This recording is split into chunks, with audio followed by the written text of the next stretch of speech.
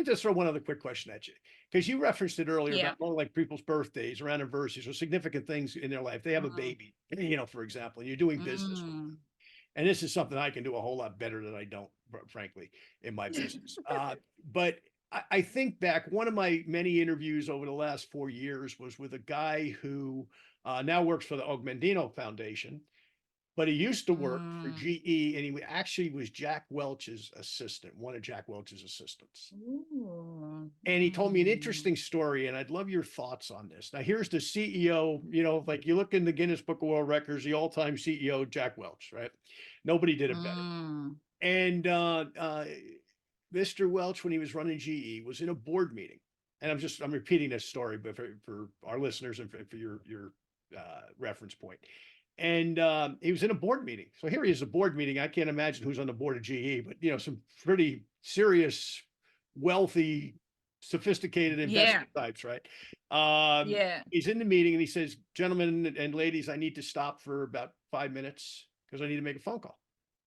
He picked up the phone Mm. on the desk and he called one of the managers in GE who had Mm. negotiated a price decrease in a raw material. Couldn't tell you what division or who it was. I don't remember. But he said, "I Mm. need to call to congratulate this guy." And the guy Mm. knew the call was coming. And he had all of Mm. his assistants, employees, secretary, all the various people in that department there for the call with, Jack Welch. And Jack Welch called just to congratulate Mm. this guy. And they hooted and they hollered and, they loved it. And, Mm. they saved the company money and blah, blah, blah.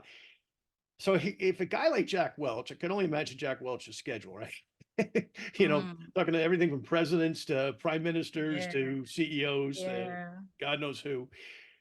If he could do that, how does a person like me with obviously a much smaller business, or most of our listeners with much Mm. smaller businesses in General Electric to run every day, Mm. how do we get better at that? Honestly, it's not something that like even for me, as a business owner, I wouldn't say that I'm 100% perfect in doing that. I'm being so like knowing my employees or being there or congratulating them and things like that. But what I decided to do was just having a process. So like right now for like birthdays, anniversaries, and things like that,